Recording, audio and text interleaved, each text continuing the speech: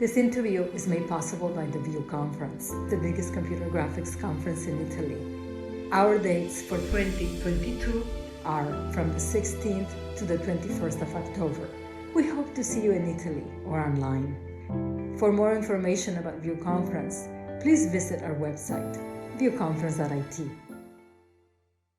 Hi, everyone. My name is Marilena Gutierrez. I am the director of the VIEWConference here in beautiful Turin, Italy. Today, we have Sebastien Deguy. He's the vice president of 3D and immersive at Adobe. Thank you for having me today. It's always a pleasure, and the list of the previous participants is quite impressive. So I feel honored to be among these people first. And thank you, Maria, and what you're doing with the View and is quite amazing actually. And so I look forward to coming and visiting you in Turin as soon as possible. We would love to have you. So why don't you tell us about your early passions and interests and just how you got started on your creative and professional journey? If we really go back very early on, I've always been interested in many things. I kept driving my parents and my mother especially crazy about like the way my room was looking, and like the whole mess and everything that I could put my hands on. I tried to play with and look at and understand how it was working. And so my room was really full of I don't know, musical instruments and computers, and I've been lucky enough so that my parents actually brought back a computer at home, like in the early 80s. Actually, which was very early, and so it was a Texas Instrument at the time, and then we had an Apple IIc, and then an Atari ST, and then a PC, a series of PCs, etc. But so from my very early days, I've been very passionate about many things, curious, and from art to science, in fact. And so I know, like, I've been like very astonished and like blown away by cinema, especially, and movies like I don't know, War Games and Tron, and of course Star Wars, and this type of movies with a lot of images that were never seen, that hadn't been never seen before, right? Or 2001, and this type of movies, and really sci-fi movies and visual effects. So I started like really digging into this aspect of things, and then there is one meeting I want to convey that actually changed a lot of things for me. I was at a high school in Clermont, in the middle of France, and Clermont is famous for its short film festival, and so it's one of the biggest film festival in the world actually, and it's by far the biggest short film festival in the world. And so every year you have like 100,000, 120,000 people like gathering this small city in the center of France lost for a week to watch short films, and that's actually incredible. And I remember I was in high school, and we had a chance to go to a special session for students, and so I could see all these movies, and they were amazing. And there was one actually that stayed in my mind, which is Giselle Kérosène. It was made by Jan Koonen, the director of Blueberry and many other movies, and Doberman and that kind of thing. And Jan Koonen actually was somehow ended up in my classroom after that session. And so because our French teacher could invite him and the crew to talk to us, like in my classroom, like 30 young people, not guys obviously, but young people. And so it was crazy actually, because I realized, oh, wait a minute. So the movie I've seen, actually I see the people behind it. And so I made the connection that day. And before that, I was not able to make that connection, but I made a connection between, actually there are people doing the images, right? And so these people, they look like me, in fact, like it's interesting. And I could talk to them, I could ask them like, okay, what is what do you put in the script? How do you do this and that? So he was explaining, like he was like actually using his, I don't know, family car and the money he could like get from his uncle or whatever. So it was a very human thing. And so the first time I connected with made a connection between like what I loved in these images and some people, and actually realizing, oh, maybe it's feasible. Actually, maybe I could do that myself. So I started actually developing movies myself. Started like creating short films, and I started like writing programs to transform, you know, 2 input videos into an anaglyph, like a stereoscopic video. So I was doing that in my room, and I was like, you have to imagine like where I was living, but it was really the countryside. So I had nothing. So I had to ask my mother to get like a place to buy one magazine about computer games. Anyway, so very early on, I was super passionate about a lot of things, not having access to a lot of things. And then suddenly at high school, realizing, okay, that connection it's actually people doing this. So I started to think, okay, maybe I can follow that path myself. So I started doing that on the side and still having like my science studies, mostly science and math. And so I kept doing this, and I ended up like doing a PhD in computer science. But at the same time, I was also writing, doing music, and doing movies and doing animation on the side. And then it all like came together at some point during my PhD when I was teaching Softimage 3D. And I realized, oh, wait a minute, like what's in this tool, like the best tool in the industry at the time, what's in this tool for textures, actually I could do the same or better with what I was working on my PhD. So this is when I did the second connection, and it was like, okay, now I'm ready. Now I have something. Let's start a company and make that connection, finalize that connection between art and science. Right. That was a big intro. So that was in 2003 was when you founded Allegorithmic. You completely transformed the whole landscape for texture creation. Can you tell us a little bit about what your vision was for Substance in those early years? During my PhD, when you do research, you also have, at least where I was in France, you also had to teach. And so because they knew I was passionate about computer graphics and 3D, they told me like, well, we have this new class in Le Puy, and like even more remote location in the center of France. And we have this new class, and it's a 3D class, and they need to learn like the 3D tools, the software packages that we can find. And the best package at the time was Softimage 3D. And it was an amazing package, been used on Jurassic Park and more. And basically they told me like, well, we know you like images, so can you teach these guys? So you will be the teacher now. So I was like, okay, well, yes, okay, if you want, but I didn't know anything about that tool, to be honest. So I was like 1 week ahead. I had like the documentation, and I was reading the books. I was like, okay. And I tried to convey that as a professor.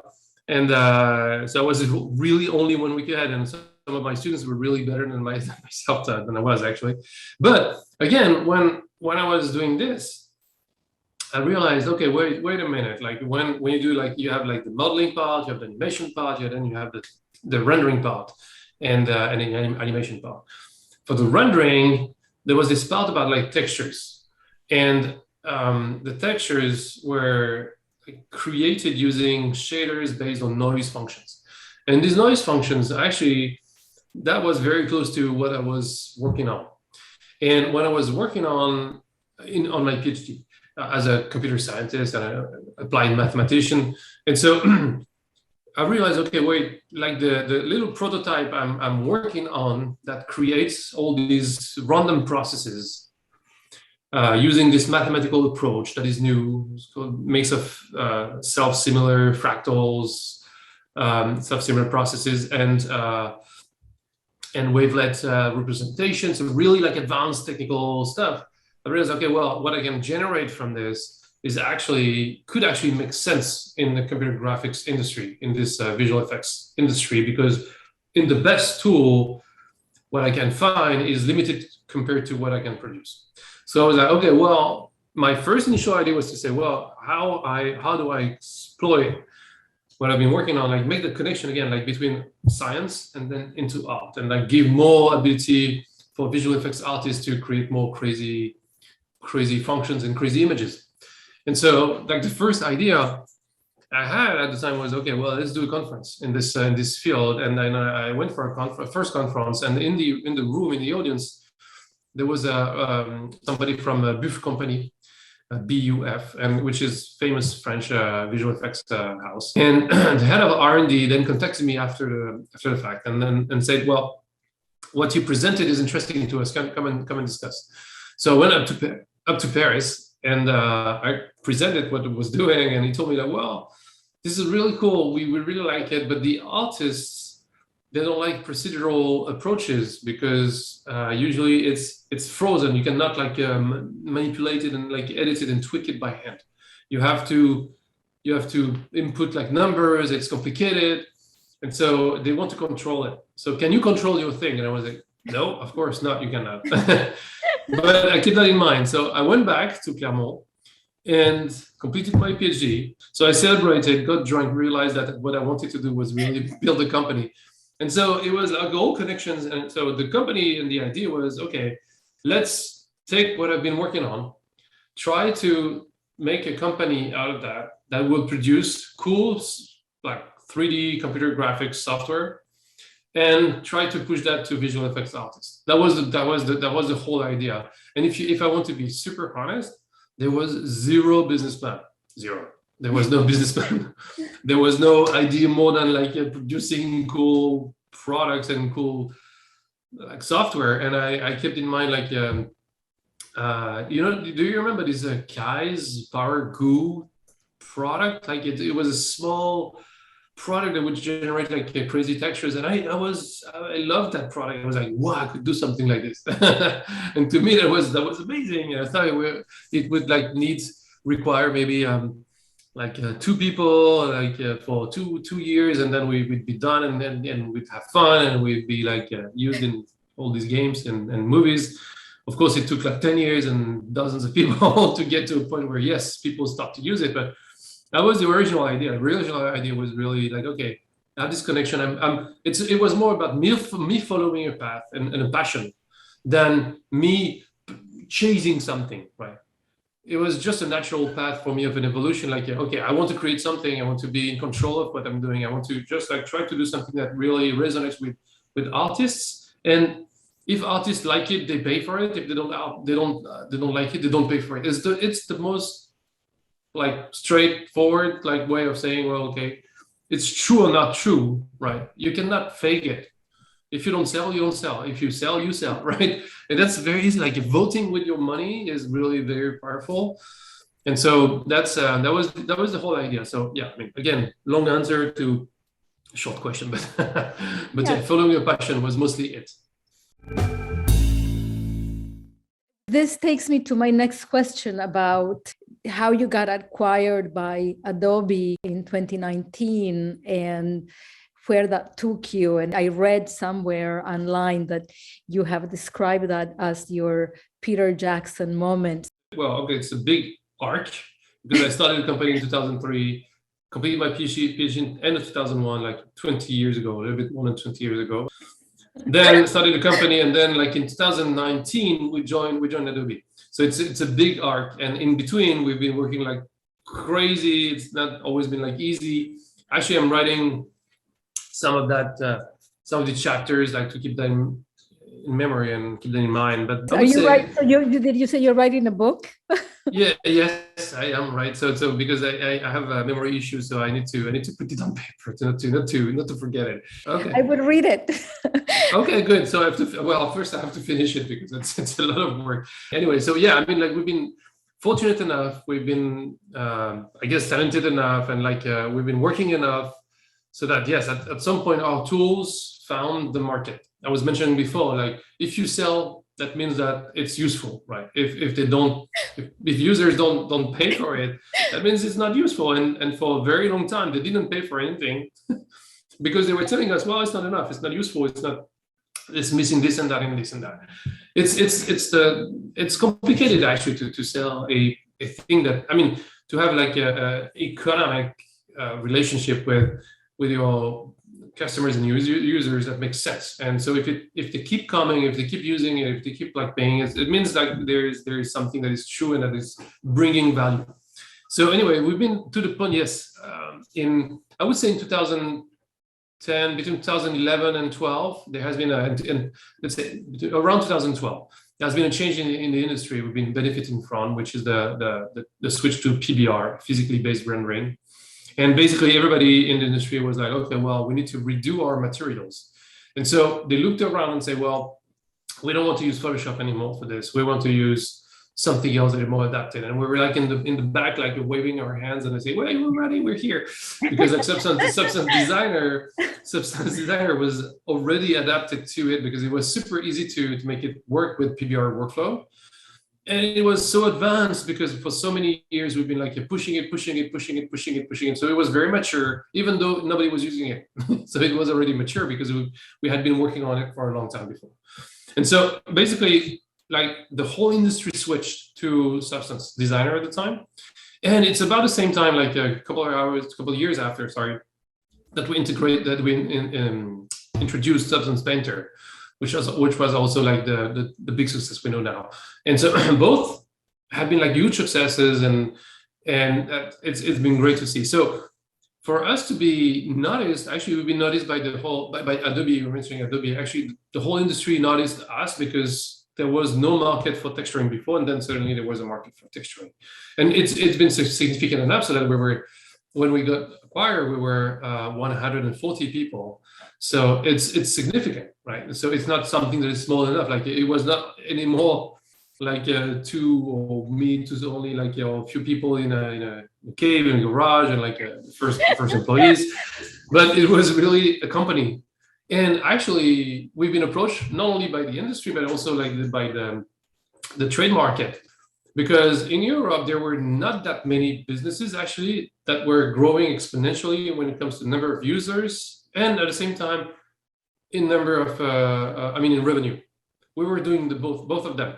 And so, like, it was pretty unique at the time, like when mid 2010s, to have a company like this, like growing, but with a healthy growth. In fact, not something that is like fueled by investors, and then you get the users for free or whatever, and then suddenly you try to monetize, right? We were really building a business that was growing exponentially, even though it was a healthy business from not the get-go, but like from the mid 10, it was really doing well. And so we've been noticed by a lot of people, and so we've been approached by a lot of companies and whatnot. And we always wanted to keep growing. It was too good to not like keep doing it this way. And we had so much fun. And so first thing that happened is that I had to find a new investor. And so I had Adobe to enter, like in 2016. So they were investors at first. So they knew us and they could follow us, like, and they were part of the board. And so they've been like super helpful, actually helping us like understand some business mechanics and making us grow. And in 2018, a lot of things happened, and we ended up like joining because at some point, basically, what happened, it was, again, like the connection of many things. It was, and this is what I try to convey in this Peter Jackson moment. So Peter Jackson moment, and I've been always a fan of Peter Jackson's, and from like early work, like, I don't know, Bad Taste and these crazy type of movies. And the way I wanted to explain it was, okay, Adobe, the same way Peter Jackson was like this guy doing this very niche specific genre type of movies in New Zealand, like in lost area, very specific type of movies. And suddenly, like a big studio comes in and say, well, we'd like for you to direct Lord of the Rings, which is one of the biggest franchise and cultural totem in the world, right? So it was from like a very remote location, very niche type of things, to the biggest thing in the world, almost. And so to me, again, like not on the same scale at all, but to me it felt like a little bit like when Adobe came to my door and said, well, Seb, we want to build this 3D division, and we'd like for you and your team to drive it, right? So I felt a little bit like the same thing, because I was on my remote location back in France, working on this very niche, specifically targeted and smallish thing that was texturing. And then they were telling me, like, we want to go big in 3D overall, and with this big studio being Adobe, right? I was like, wow, okay, that's actually something. And it was the first time, and this is why we ended up like joining Adobe, because it was the first time that the project was so interesting. I could have like stopped here and done something else, but I'm still here, like working like my ass off, and like the whole team is still here, and we're all crazy and passionate, and we all like feel good about this and feel bad about that, and feel we need to invest here, and we're trying to find our way still. We're still the same team basically, and this is what we wanted. We all wanted this. We didn't want to say, okay, well, sleep on our laurels and go do something else. We've done like that with Substance. Now we're on a different mission. So this is why we're starting. We wrote one book with algorithm, literally, and now it's started book 2. Being your own boss and suddenly being not the final boss is the most difficult thing for me personally. But really, when I think about it, like at algorithm, I didn't have to take like that many decisions by myself alone. So when I think about it here, I'm a little bit in the same situation where really Adobe, there are not that many 3D specialists at Adobe. Now, a few, of course, but my boss and the exec team, they trust me and they trust my team. And so when there's a question about 3D, usually they're asking us, what should we do? And so we're one of the fastest growing business lines at Adobe right now. It's small compared to Photoshop, obviously, but it's starting to be very significant, and it's growing very fast. So and everybody's agreeing on the fact that, yeah, 3D is the next big thing.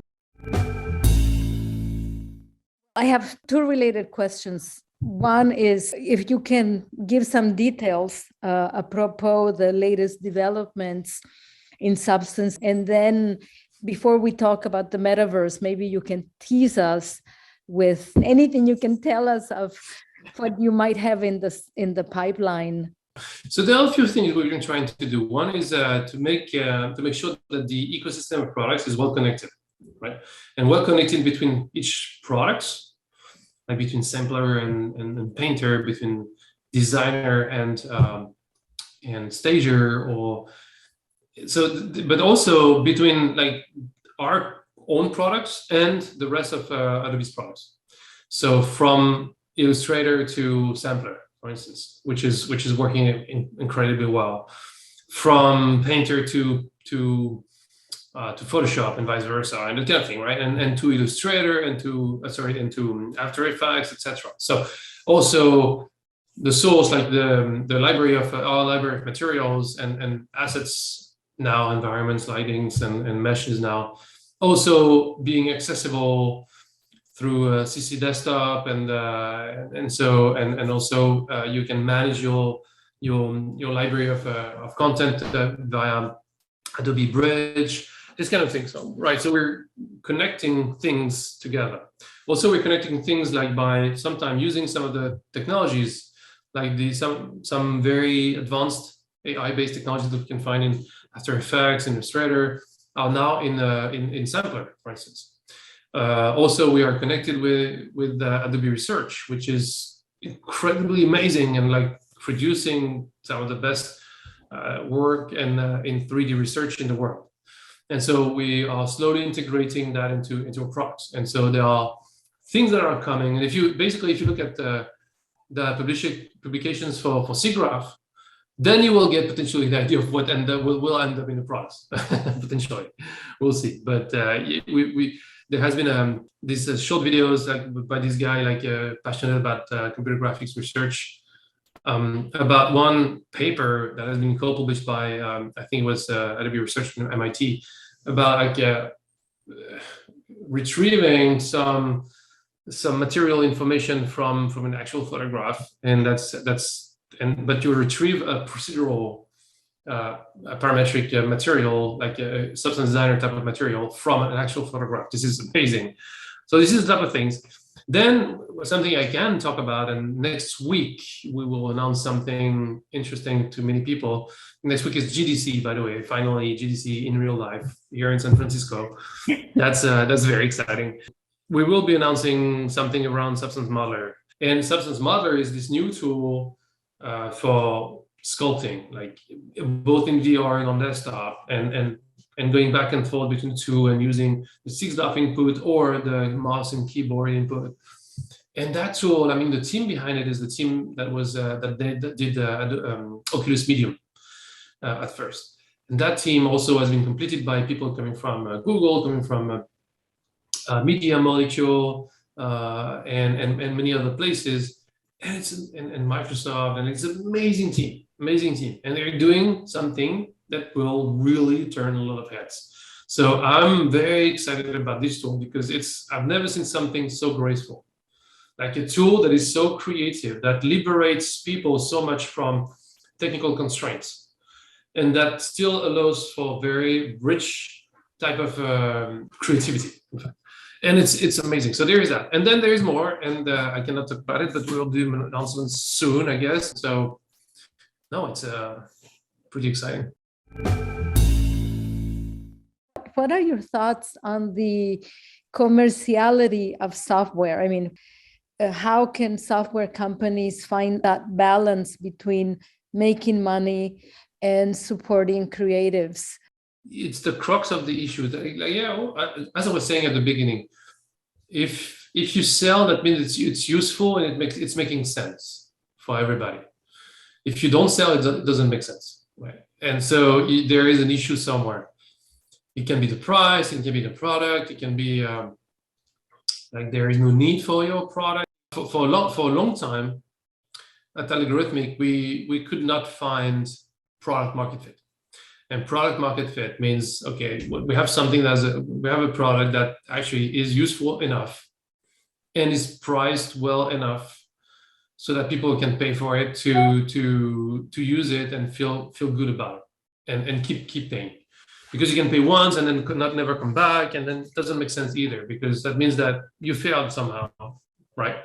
Or that there was not so much potential for the product itself to evolve, because it was like filling the gap for one thing specifically that doesn't need evolution itself, that doesn't need innovation. But if you're like in 3D, in most things 3D, in fact, if you're in a position where the field needs constant innovation, we're not at a stage where it's very stable, right? It's not and even at a very stable stage, in fact, when you think about it, like you have these text editors. I thought I'd be paying for something like Sublime Text, for instance, right? I gladly pay for Sublime Text, and it's a text editor. It's not. You have free ones. You have like so many options. You can type text everywhere. But like Sublime, for some reason, has brought something that I gladly pay for myself.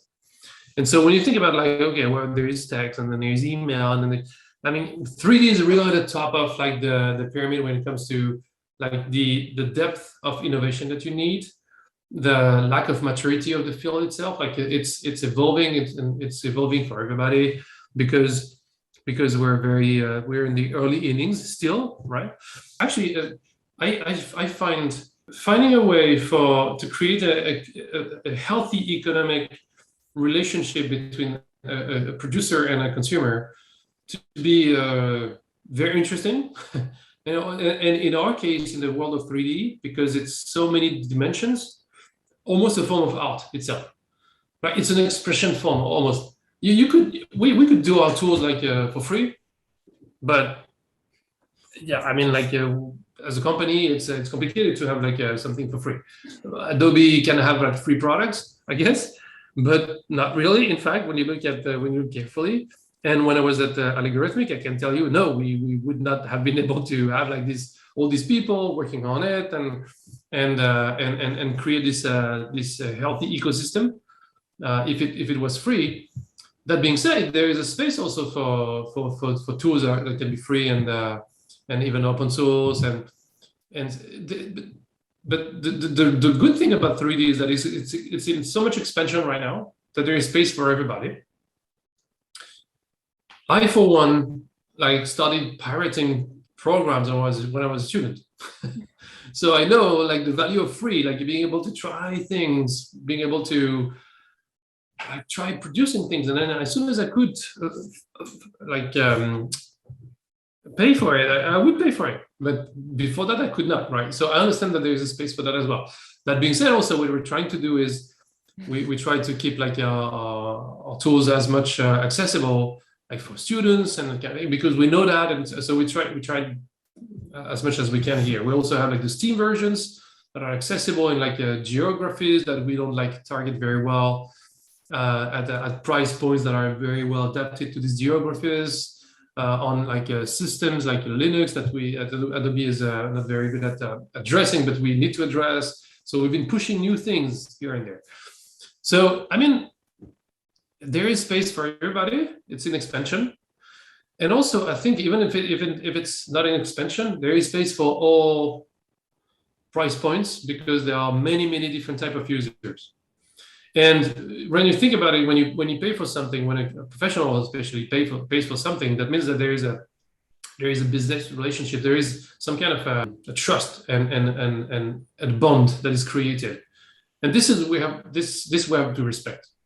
And I like that because again, like when I see all these game developers like paying for our tools and producing like the most amazing art, they know that they can call us when they have an issue, and we will be here because not only we're passionate, but also it's our job and it's our day-to-day life. Right? And so it was a way for us to actually do that like on a daily basis and express it to the max and like keep like investing, keep innovating, and this is what we do. Like really. You're speaking to the core of the business. I mean, software development is closely connected with collaborating with the end users and supporting the creative community. It's a very healthy and very simple form of ecosystem creation. It's super healthy. And the same way, I don't expect any artist to work for free. I don't expect engineers to work for free, right? So it's when I ask somebody to when I have an idea and I want to express it, it requires usually a team, and not only me, of course, but like the whole team. When we have ideas, we put them in motion, and everybody's finding its way in that because it's a healthy ecosystem and because it's flowing in both directions, right? And there is value creation.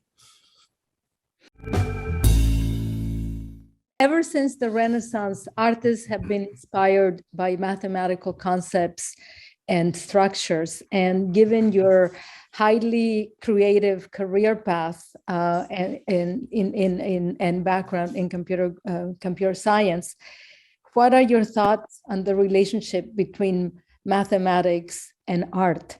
It's a big subject, right? But two things. Like one is some people consider that that true artists create their own tools, right? So tools are really part of the creative process. And if you indeed create your own tools, I mean, it's part of one of the ultimate form of art and creation. Of course, you don't have to, because now you have like so many tools at your disposal. But like I remember this. Like looking at the camera obscura, right? So what it brought to people as an artist as a tool was, okay, well, suddenly you can do photorealistic renditions of scenery and okay, it's a very tedious process, but at least it liberated some artists, but also it created some new concerns because everybody wanted that now. right? And so it took time after the camera obscura was created to get to a point where you could have more different forms of art invented, because like some people wanted to like break free from this limitation. So the market was asking for a type of painting, and everybody was, so like the money was flowing towards these only, and so that became the only tool. And so that's the danger as well. So as soon as a tool becomes like becomes the art almost, it becomes dangerous, because it kills like creativity somehow. So it creates the opposite effect.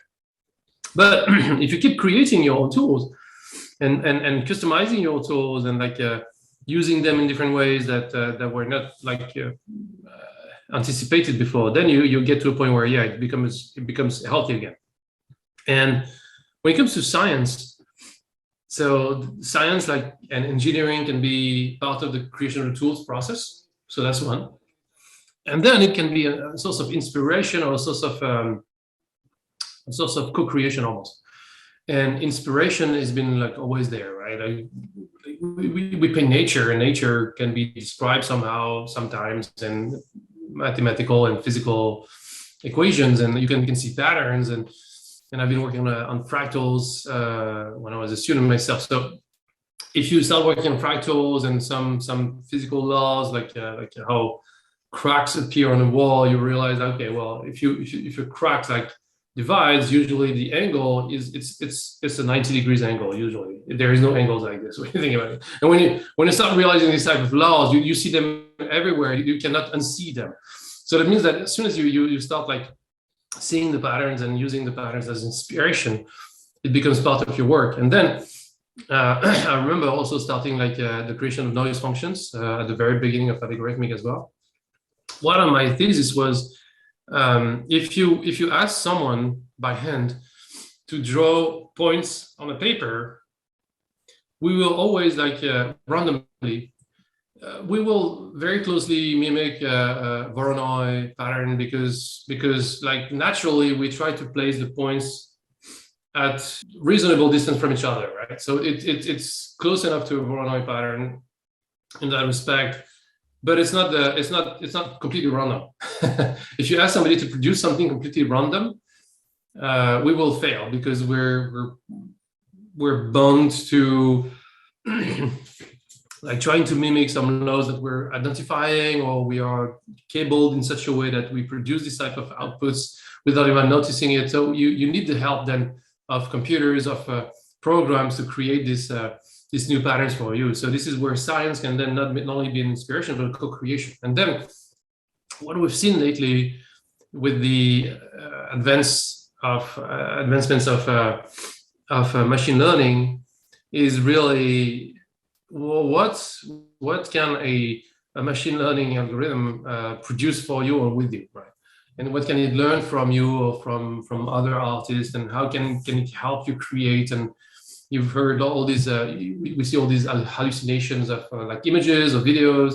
But also there are some texts that have been produced, some are hilarious for now, but maybe they will become like amazingly good and like undiscernible from something that's been written by a human being. And also music has been created by pure AI.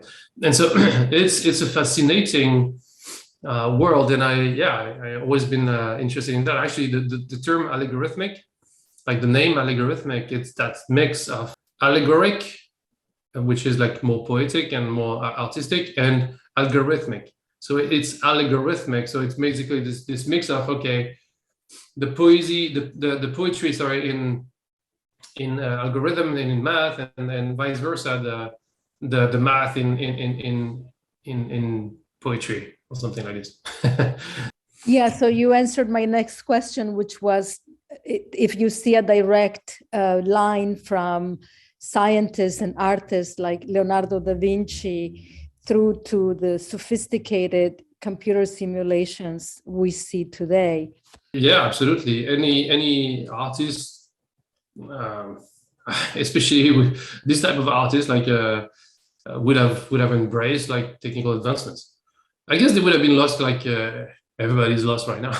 I mean, it's so much information, but with their like a genius, they would have. I'm sure I would bet they would have been interested in seeing what's available out there now, and like how can they transform that into something meaningful and art. We have been seeing this gradual convergence between various industries, games, VR, cinema. These are partly driven by new technologies like real-time rendering, but also by the changing ways in which people are consuming media. Do you think that the lines between these industries will become increasingly more blurred? Well, definitely we're already seeing like some cross-pollination, right? We're already seeing the use of real-time visualization engines or game engines even on set. Like when you like shoot a scene from Mandalorian, we've seen these examples of like these virtual sets, and it's great because like the director sees the environment directly rendered in real time in the preview, and so it's easier to project yourself versus if you were to shoot that versus over a green screen, right? So it's bringing a lot to, but it's really this idea of real-time rendering here that is key, and also not so much interactivity. So if you ask me, I see the convergence in some technical areas like real-time rendering, definitely, but not so much in terms of the type of media we will be producing. The same way there are still books and movies and music, there will be like movies and separated from interactive experiences. Like some directors will still want to just express themselves using a good old way of doing so, which is the movie or animation movie or animated feature. But also, and some others, completely different artists, potentially, all the same ones, but most of the time, like completely different, will master this idea of like, okay, what is an interactive experience? What is interactivity? And then there is this other layer, which is immersivity, which also same thing, like not everything will be immersive. Not at all. Like a lot of the content that we will keep like consuming will be on good old desktop or the iPad, etc. We won't always wear these headsets, even like in 20 years from now. I mean, I shouldn't like try to predict the future, but I don't expect that to happen like anytime soon. Like us like wearing this headset all the time and being in interactive, immersive experiences and environments all the time. What I'm saying is that yes, it will happen, definitely. When is question mark first, but then if we don't wear that all the time, that means that all the other content and the other ways of expressing themselves for artists will still exist. Like you can still paint, you can still create collages, you can still create like fashion and express yourself in fashion and in drawings, in writing, in music, and they don't always converge. So yes, I mean, like what we're seeing, what I think we're seeing as a convergence is mostly a convergence of some technological aspects, like a real-time rendering. Yes, it's not a game engine, real-time rendering. You don't need a game engine to do real-time rendering. In fact, that's what I'm saying. But you need the right tools to create. You need tools for creating all this type of content, which is great, by the way, because like these new forms will create new needs for content, will create new artists, will create new fields of expression, and I cannot wait to know who is the Stanley Kubrick or Peter Jackson of interactivity, of the metaverse, right? Who are going to be these new like incredible, or Leonardo da Vinci, like to go back to our discussion again, who are going to be these the genre defining artists that will transcend the medium itself, like to express something that like it's really a piece of art, right? And then it's completely outside of the realm of the technicalities. In fact, like for us, like in the work of in the world of like the production and tools, we love to look at the technical aspect of things. But really, like if somebody's using a Substance tool to create music, fine, great, wonderful. Do that, please. That's amazing. And yeah, I didn't like anticipate that, but great, perfect. You see what I mean? So convergence, yes, to a point, like on some technical areas, but not like on the type of content. You were mentioning the metaverse before. Do you have any initiatives specifically designed to develop the metaverse? What people call the metaverse is many things first, so there is no one like super clear definition of it. But what I like to think about the when I try to explain the metaverse is like not me, by the way, but like Adobe sees that as when the web meets games, meets social, right? And so so this is this set of virtual spaces or virtual experiences that are 3D at their core, real time, and then potentially interactive and potentially immersive, but not necessarily, right?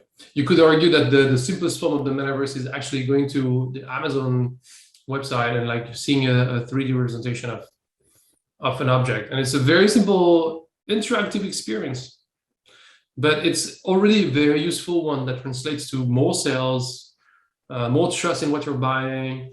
So it makes sense to a lot of people. So that's very simple metaverse, right? And so there is a need for that to happen already.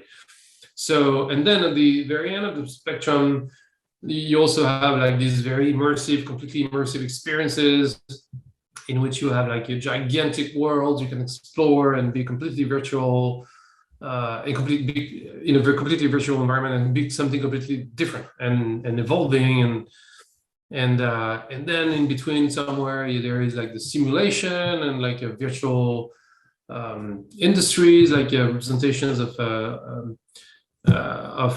an office or a place where you build like cars. It can be everything. So that means that there will be. So yeah, as Adobe, I can answer as Adobe. Yes, we're interested in that because that means that back to what I was saying before. There will be a need for more 3D content.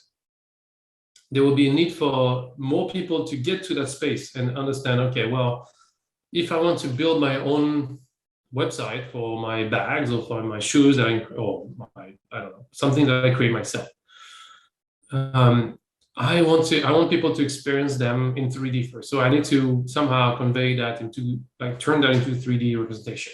So we want to empower all these new creatives and all the existing creatives to create the sheer amount of content that we will see required by that new space. It's a new dimension, it's a new space, potentially not so new actually, because like it's existing, like MMOs have been metaverses for the longest time, right? We know that. And so there's in the game, from the games field, like if you come, like we come from the games space, we're like, okay, well, the metaverse guys, this is an MMO. This is exactly the same thing, right?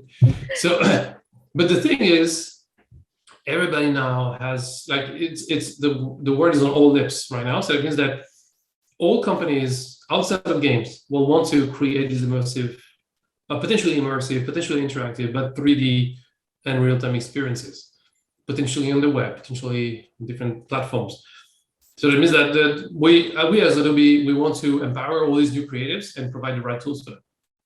So soon, very, very soon, like as in tomorrow, we'll be talking about like getting into the metaverse. Like, what does that mean for Adobe? We will be expressing, like as Adobe, we'll be giving away some advice and views and yeah, we want to be one of the companies helping anyone willing to create for the metaverse be ready. Right, that's the idea.